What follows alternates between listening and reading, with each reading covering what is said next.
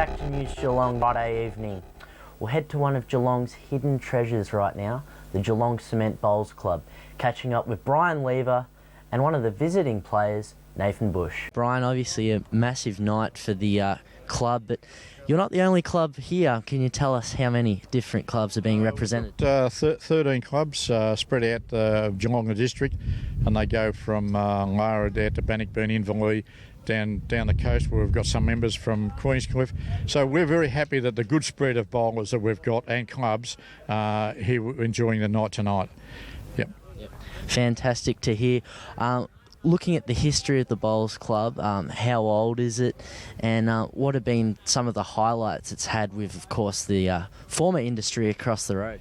Yeah, we were formed in 1925, and it's 88 years that we've been going as a club. We were originally a recreation club from the cement works here. When the cement works closed down, they sold the club for a very generous offer. We accepted it, and we're still operating now as a fully owned club. We're a club on our own standing. We haven't got any backing from council or anything of that nature, so we're pretty proud of the way we're going. Yeah, and it's a great effort. I must commend you on that. Now, what my generation might not know is that it wasn't always just a bowls club here. Is it true, myth or legend, that there used to be both squash and cricket in this precinct? Oh, in this precinct, there's squash, tennis. They had snooker within, lovely little cricket ground at the back. It was a beautiful little cricket ground, but unfortunately when the cement works closed down, everything went down with it except the bowling club, and we're now the only club that's operating on the same premises. Yep. Well, one thing that hasn't left is the spirit, and I must congratulate you on this turnout tonight and wish you and all the boys all the best. Good, thanks a lot. Nathan, you're probably one of the biggest, highest profiles here. You enjoying the night? Yeah, no, it's been it's a great initiative, especially for bowls in Geelong. Just finished work and come along to a tournament. Yeah, it's great. That's the way. Now, you're kind of a veteran for your age of this sport. Can you tell us, in your opinion, where this club stands in terms of just the lawn bowls community?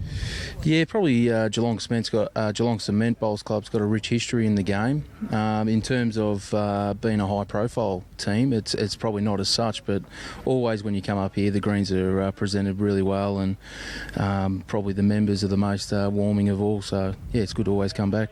Great to have the community aspect. And finally, just on yourself, how have you found your own game this summer? As a team, we're going really well, Eastern Park. We're trying to turn ourselves around from a social club to a competitive club. So we really are taking positive steps in getting that. We've got our top 3 teams on top of the ladder, so come finals time, hopefully get a couple of flags. Fingers crossed that's going to be the case. Until then, thanks for joining News Geelong. Thanks very much. Thanks for that, boys. Well, it's off to the Avalon Raceway now as we look to round 7 of the Eureka Garage and Sheds Sprint Cars events. We're going to be catching up with Mitch Foster, but before we do, let's look at some of the footage from the night's events. Oh, driving off the left front there, Dan Newnham. Contact between Dugas. Jake Smith up and over, red light, Aldersley in late as well. Oh boy, oh boy.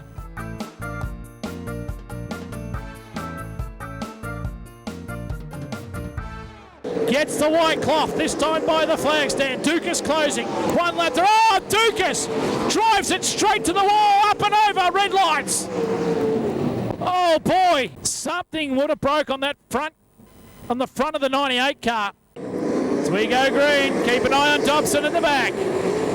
Ramsey wheels to the inside of Stephen Bell. Bell gets the whole shot and races his way down the back straight. Here comes Molly, Lacey as well, Brendan Belcom. Dobson's around a couple in the back. He's working over Scott as we speak. Ensign and Van Bremens, oh, they're together. Williams, Hennessy, Lacey and Scott. Yellow lights are on. Round number 7 of the Eureka Garages and Shed Series, breaking through for a maiden feature race win. Mitch Foster in the ACT 4 car. Mate, a good night for you at the skids, and certainly that top 6 time trial tonight really helped you out. Oh, it did, Millsy, yeah. You know, I had no idea we were out of pole there. The car felt terrible, like it felt really tight. But, you know, we geared it right up and just tried to get mile an hour down the straight, and it seemed to work. Mate, you said on the victory podium there just a few minutes ago that only a few short meetings ago you were really at the crossroads with your career, wondering whether you're starting to doubt yourself as to whether this was the caper for you. But I dare say all those thoughts are now a distant memory with a feature race win here tonight amidst 40-plus cars in a pretty tough field. Yeah, absolutely, Millsy. Yeah, like I said, before it was looking not good. Everyone was down at home, and Dad was sort of had enough scratching his head. Why can't we get this thing going? And I was the same. But we sort of sat in the shed this week in the 40-degree heat and just nutted it out and changed a few things, and it's worked. Mate, just reward for a hard-working team, and I know you've chased all the big events this summer, been here night in, night out, chased the series around, and no doubt looking for a strong finish this season now on the back of this result. Yeah, well, look, now, we're running low on budget, but, we'll just keep turning up, and hopefully, if we don't tear any gear up, we'll be right to finish the season out.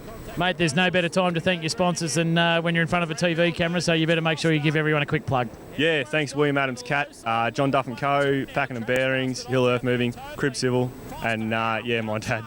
And no doubt you'll welcome any new sponsors that want to come on board with the latest winner of a round of the Eureka Garages and Shed Sprint Car Series. Absolutely, Millsy. Hopefully there's more of this to come, so get on board.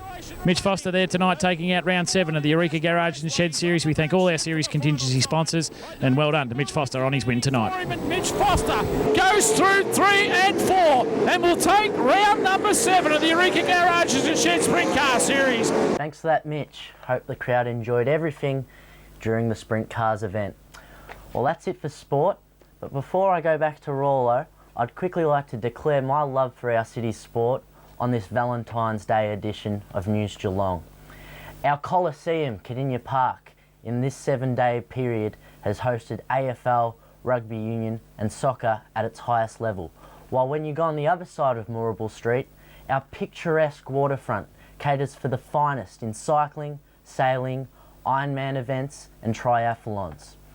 So suburb to suburb, our heroes don the whites in the cricket and lawn bowls, while even in the hot and sweaty Geelong arena, some nights, especially this weekend, our Geelong Supercats will be playing 3 nights of pure action basketball.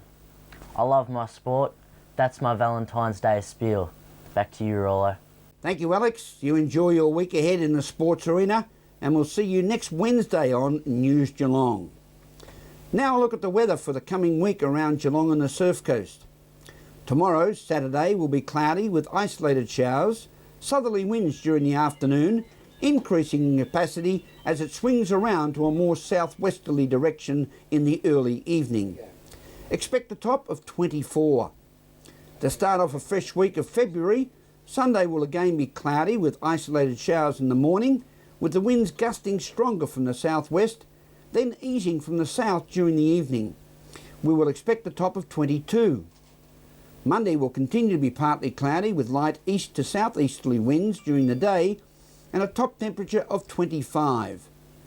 For the midweek pennant bowlers returning to the greens on Tuesday with only 2 home and away rounds to play before the finals, it will be partly cloudy with isolated showers on the Surf Coast from early afternoon, northwesterly winds shifting to the south during the day, and we can expect a top of a warmer 29. While Wednesday will be partly cloudy with those isolated showers about, together with south to southwesterly winds, and we can expect a top temperature of only 21. Today was cloudy with some isolated showers from the late morning with south to southeasterly winds. We reached a top temperature of 26 at 12 noon today. That's the weather outlook from the official Bureau of Meteorology website, issued at 5 a.m. this morning.